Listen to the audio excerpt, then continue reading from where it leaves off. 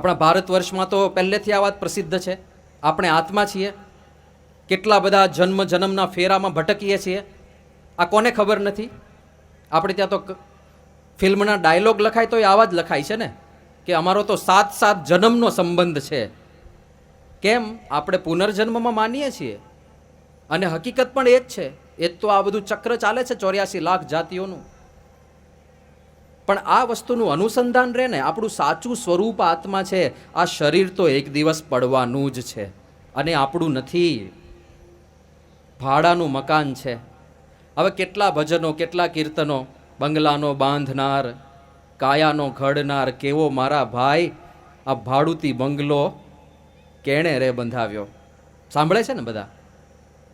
આ કાયામાંથી હંસલો રે ઓચિંતાનો ઉડી જાશે, કે કોણ જાણી શકે કાળને રે કાલે વાણું કેવું વાશે. કોઈ જાણતું નથી. આ હકીકત છે. દુનિયામાં બધું અનિશ્ચિત છે, બધું જ અનિશ્ચિત છે. પરીક્ષામાં પાસ થશું કે નહીં અનિશ્ચિત છે. રસોઈ સારી બનશે કે નહીં, ગમે તેટલા સારા પ્રયત્ન કરો હોય, અનિશ્ચિત છે. ક્યારે બળી જાય કાંઈ નક્કી નહીં. સારું પાત્ર મળશે કે નહીં લગ્ન માટે, અનિશ્ચિત છે. કારણ કે ઘણીવાર ચોરીમાં બહુ સારું લાગતું હોય પણ અઠવાડિયા પછી ખબર પડે કે આ તો કંઈક જુદું જ નીકળ્યું. બધું અનિશ્ચિત છે. એક જ વસ્તુ નિશ્ચિત છે, જે આ પૃથ્વી પર જન્મ્યો છે એ એક દિવસ મૃત્યુ પામવાનો છે. આ એક જ વસ્તુ નિશ્ચિત છે. અને આ વસ્તુનું અનુસંધાન જો રહે તો ઘણો ફાયદો થઈ જાય એમ છે. આપણું સાચું સ્વરૂપ આત્મા છે. ગમે તેવા અહંકાર લઈને આપણે ફરીએ પણ એક દિવસ મૃત્યુ થવાનું છે. બહુ સરસ વાત લખી છે બ્રહ્માનંદ સ્વામીએ કે કડા વેઢ વીંટી મોતી पैर काने महा जोर से मुछ मरोड़ता है, चले देखत अपनी छाईड़ी को टेढ़ी पाग बांधी तान तोड़ता है, तन अतर तेल फूलेल लगावत नेह त्रिया संग जोड़ता है, ब्रह्मानंद कहे खबरदार बंदे देख काल किसे नहीं छोड़ता है. कड़ा वेढ़ वींटी मोती पैर काने મહા જોર સે મુછ મરોડતા હે. યુવાનની વાત કરે છે, હાથમાં કડા પહેર્યા હોય. આ જૂનવાણી સ્ટાઇલ છે. અત્યારે બધા બેન્ડ આવી ગયા જાત જાતના, જાત જાતની ડિજિટલ વોચ આવી ગઈ. મહા જોર સે મૂછ મરોડતા હે. અત્યારે દાઢીની સ્ટાઇલ છે, દાઢી રાખે છે. જાત જાતના બધા પટ્ટીઓ પડાવે છે, ખાંચા પાડ્યા હોય વાળમાં. ચલે દેખત અપની છાંયડી કુ, પોતાને છાંયડી જોયા કરે. તડકામાં ચાલ્યો જતો હોય તો પડછાયો જોયે કે આપણી ચાલ તો બરાબર છે ને, સ્ટાઇલ તો આપણી બરાબર છે ને. ટેઢી પાઘ બાંધી તાન તોડતા હે. પેલા પાઘડીઓનો જમાનો હતો, હવે હેરસ્ટાઇલ આવી ગઈ, વાંકી ચૂકી આમ. કલર આવી ગયા એમાં પાછા, લાલ, પીળા, લીલા, સફેદ, જાત જાતના કલર કરે છે. આ બધું છે. તન અત્તર તેલ ફૂલેલ લગાવત નેહ ત્રિયા સંગ જોડતા હે. બધા ટાઈફા કરી લો પણ બ્રહ્માનંદ કહે ખબરદાર બંદે દેખ કાલ કિસે નહીં છોડતા હે. કોઈને નથી છોડવાનું. નારાયણદાસે બહુ સરસ વાત કરી છે. એક વખત એક ઉંદરડાએ ભૂલમાં દારૂ પી લીધો. એની વાત લખે છે કે જેમ ઉંદરડે દારૂ પીધો મસ્તાનો થઈ ડોલેજી, મગરૂરીમાં અંગ મરોડે જેમ તેમ મુખથી બોલેજી. ભૂલમાં કોઈ દારૂની બોટલ આડી પાડી હશે ને એમાંથી ટીપા પડતા હશે તો ભાઈ ઉંદરડાના મોઢામાં 2-3 જતા રહ્યા. ઉંદરડાને તો કેટલો જોઈએ, 3-4 ટીપામાં તો એવો નશો ચડ્યો, એવો નશો ચડ્યો કે મગરૂરીમાં અંગ મરોડે જેમ તેમ મુખથી બોલેજી. બહાર આવી ગયો ચોકની અંદર, આને રફે દફે બધાને કરી નાખું. ક્યાં ગયા બધા બિલાડા, આવી જાવ સામે. રોજ રોજ અમારે તમારેથી ડરતા ફરવાનું? આજે એક એકને દેખાડી દઉં, બધાને મસળી નાખું. કે મનમાં જાણે મુજ સરીખો રસિયો નહીં કોઈ રાગીજી. એને તો એવું જ થવા માંડ્યું કે હું જ દુનિયાનો રાજા છું. આ બધા બિલાડા આપણને શું કરી લેવાના? પણ બહાર તાકી રહી બિલાડી લેતા વાર ન લાગી જી.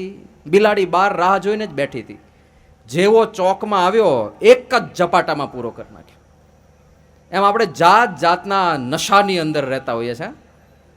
આપણા ક્લાસમાં સૌથી વધારે હોશિયાર આપણે, પહેલો નંબર આપણો આવે. આપણા ગામમાં સૌથી વધારે પૈસાવાળા આપણે. અહીંયા આપણું બહુ ચાલે, આપણો બહુ પ્રભાવ છે અહીંયા. આપણે કહીએ એમ જ થાય. બધા જાત જાતના નશાની અંદર ફરતા હોય છે માણસો. પણ બહાર તાકી રહી બિલાડી, લેતા વાર ન લાગી જી. એ થવાનું. તો આ શરીર, એમાં આપણે મહેમાન છીએ.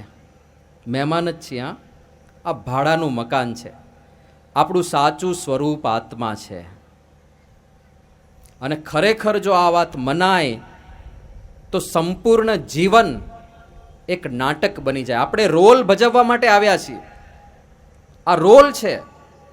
જે કાંઈ આપણું નામ છે, રમેશભાઈ, મહેશભાઈ, કાનજીભાઈ, શ્યામજીભાઈ, પરસોત્તમભાઈ, જે હોય તે, પણ એ પાત્ર આપણને મળ્યું છે નિભાવવા માટે. આ શરીરમાં આપણે એક રોલ ભજવવા આવ્યા છીએ. આની આવરદા પૂરી થશે, રોલ પૂરો કરીને પછી બીજા શરીરમાં, પછી ત્રીજા શરીરમાં. આની પૂર્વે કેટલા બધા શરીરમાં રોલ ભજવીને તો બેઠા છીએ આપણે.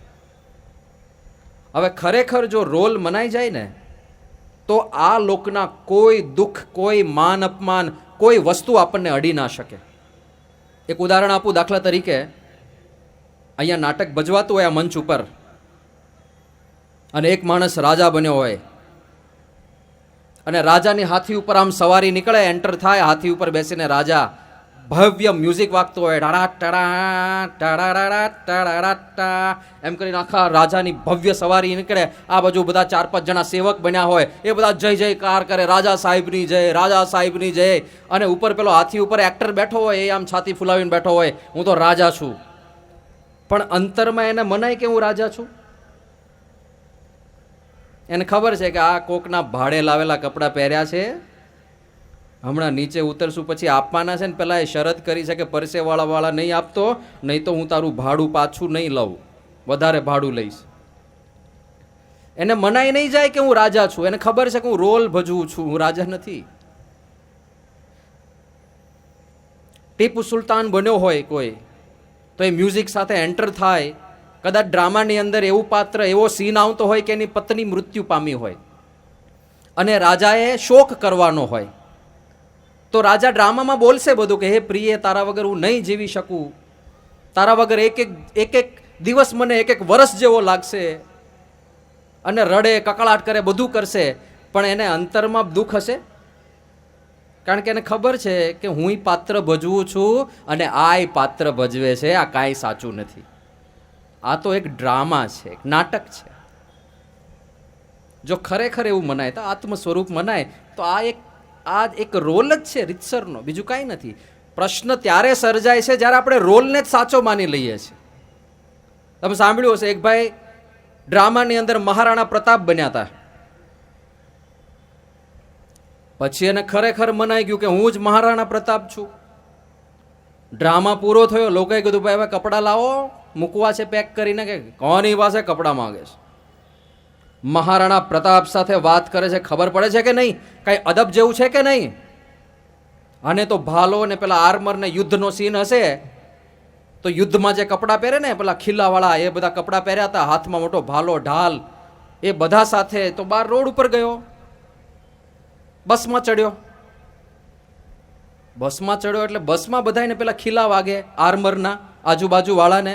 બધા હેરાન થાય કે કોણ ચડી ગયું છે, ક્યારે ઉતરશે? ટિકિટ ચેક કરી ગયો કે ભાઈ ટિકિટ લીધી છે? કે કોની પાસે ટિકિટ માગે? ઓળખે છે કે નહીં? મહારાણા પ્રતાપ સાથે વાત કરે, અદબથી વાત કર. અને જે બધા પેસેન્જર હેરાન થાય, બધાને વિચાર આવે કે હવે આ ઉતરે તો સારું. પેલો કંડક્ટર હોશિયાર હતો, એણે ડ્રાઈવરને કહી રાખ્યું કે હું જ્યારે તને ઈશારો કરું ને ત્યાં બસ ઊભી રાખજે. એટલે વારાફરતી બધા સ્ટેશન આવતા જતા હતા, એમાં કંડક્ટરે એક ઈશારો કર્યો એટલે પેલા બસ ઊભી રાખીને પેલો કંડક્ટર જોરથી બોલો, ચિત્તોડગઢ. એટલે મહારાણા પ્રતાપ ઉતરી ગયા. એને તો મનાઈ ગયું હતું ને કે ચિત્તોડગઢ જ મારું ઘર છે. પણ જ્યારે રોલ સાચો મનાઈ જાય ત્યારે પ્રશ્નનો પાર નહીં. હવે એનો અર્થ એ નથી કે રોલ ભજવવા બેઠા છીએ તો કર્તવ્ય ના નિભાવવું. હા, બાકી અહીંયા કીર્તન ગાઈને ગયા હોય ને કોઈ કોઈનું નથી રે, કોઈ કોઈનું નથી રે. એ ભૂંડા ના હક ના મરો, બધા મથી મથી રે, કોઈ કોઈનું નથી રે. આ બધું અહીંયા સત્સંગમાં સાંભળીને ગયા હોય અને પછી ઘરે જઈને નશો ચડી જાય, કોઈ કોઈનું નથી. તો પાછો પ્રશ્ન, કર્તવ્ય નિભાવવાના છે. હા, એમાંથી છટકબારી શોધવા જ્ઞાન નહીં વાપરતા પાછા. સંસાર માંડ્યો છે તો હવે વાળંદે પલાળી હોય દાઢી, પછી મૂંડવી તો પડે જ ને, અધૂરું થોડું છડાય. તો જ્યારે વિચાર કરવાનો તો ત્યારે કર્યો નહીં, હવે જ્યારે પલાળી જ દીધું છે તો હવે મૂંડવું પડે, હવે કર્તવ્ય નિભાવવું પડે. હવે છટકબારી તરીકે નહીં વાપરતા. નહીં તો એક ભાઈને વળી જે ચડી ગયું તે ઘરે ગયા અને બરાબર સ્કૂલમાંથી દીકરાની ફી માટે ફોન આવ્યો હશે, એટલે એના ધર્મપત્નીએ કીધું કે દીકરાના સ્કૂલની ફી ભરવાની બાકી છે, કાલે ભરી આવજો. કોણ દીકરો, કોનો દીકરો? કોઈ કોઈનું નથી રે, કોઈ કોઈનું નથી રે. જે કેફ ચડ્યો, જે કેફ ચડી ગયો. અને ધર્મપત્ની કે એ બધું તો રહેવા દો, પણ કાલે સવારે શાકભાજીમાં શું ખાઈશું એ ખબર નથી, તો આખા ઘર પરિવારનું પોષણ કરવાનું છે, જરાક શાક લેતા આવજો. કે કોણ ઘર ને કોનો પરિવાર? કોઈ કોઈનું નથી, કોઈ કોઈનું નથી. પેલા ધર્મપત્નીએ તો એ બધું સુકાન પછી પોતે સંભાળ લીધું કે આ કંઈક જુદા નશામાં લાગે છે. થોડા દિવસ થયા ને ભાઈ બીમાર પડ્યા, અને જે ભયંકર બીમાર પડ્યા, પથારીમાંથી ઊભા ના થઈ શકે, એટલી અશક્તિ.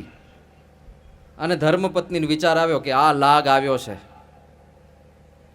એટલે સવારથી જ તો સત્સંગમાં જતા રહ્યા, સવારથી મંદિરે માળા કર્યા કરે, પ્રદક્ષિણા કર્યા કરે. પેલો ઘરે એકલો પથારીમાં પડ્યો, હલી ના શકે. આખો દિવસ એના ધર્મપત્ની ઘરે જ ના આવ્યા, મંદિરે જ રહ્યા.